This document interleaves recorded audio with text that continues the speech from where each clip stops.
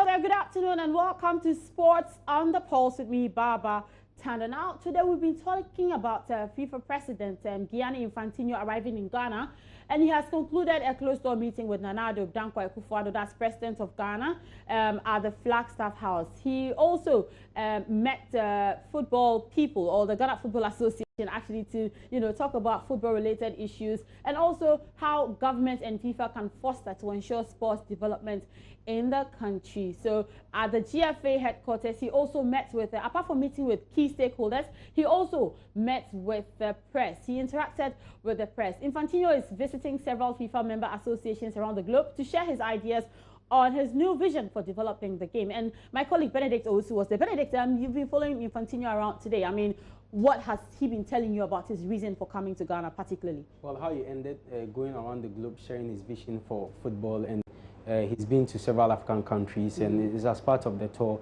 And also, next month there will be an election at CAF where we'll elect members for the FIFA Council as well as CAF Executive Committee members, and even vote on who becomes the next CAF president. So he's going around ensuring that we get the best of election, as well as tell us his vision as to how he wants to develop football. Because if you remember very well, prior to the elections, almost all the African countries were behind Ben Khalifa.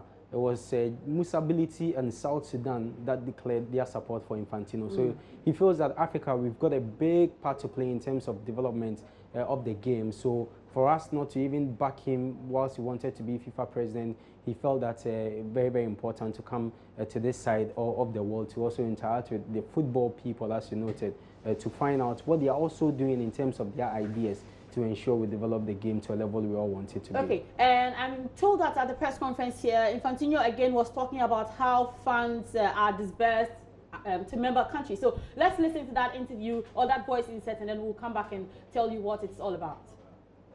Of FIFA, the amount given to each association, and again it's linked to the fulfillment of some good governance and compliance criteria, which are enumerated in the regulations, is 1.25 million every year for each association. Divided 500,000 for operational costs, 750,000 for projects. This will happen every year. In addition to this, there is an amount of $175,000 for 115 associations in the world, many of whom are African, to contribute to the travel costs of the associations, because in some continents, in some parts of the world, it is very expensive to travel, and if you don't travel, you cannot compete. In addition to this, there is an amount of $170,000 over a 4-year period for equipment for those associations who are most in need. It will be 150 associations around the world, football equipment, kits, balls, and so on. In addition to this, there is 10 million a year for each confederation. In the past it was 5.5 million for the association, in the past it was 250,000. In addition to this, for the first time in the history of FIFA as well, a contribution is paid to the zones.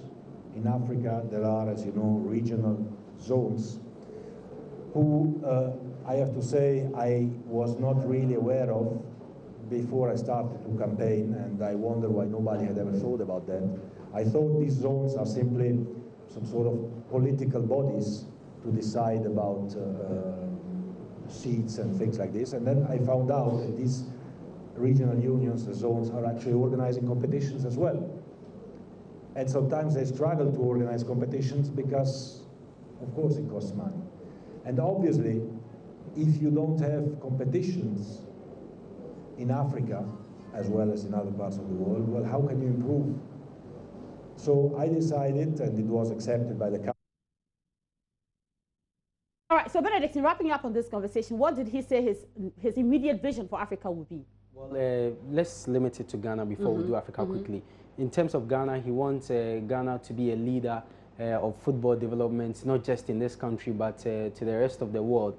And also spoke about the World Cup. In Africa, we are all clamoring that at least we'll double the figure of 5 to 10 So what he mentioned was that he actually affirmed and assured us that definitely we'll get more than 7, but as to the number 10, he cannot, you know, confirm as at the press conference today. But obviously, after the reforms and after the elections, they'll go back and sit down when we've already have an increased number of council members from the CAF members, or these guys can make that argument for the number to be increased. And he spoke about how now they've been able to increase funds for Africa and also the member associations. Previously, under Sepp Blatter was 24 million for the member associations, but now it's 94 million for every member association to develop football in a year.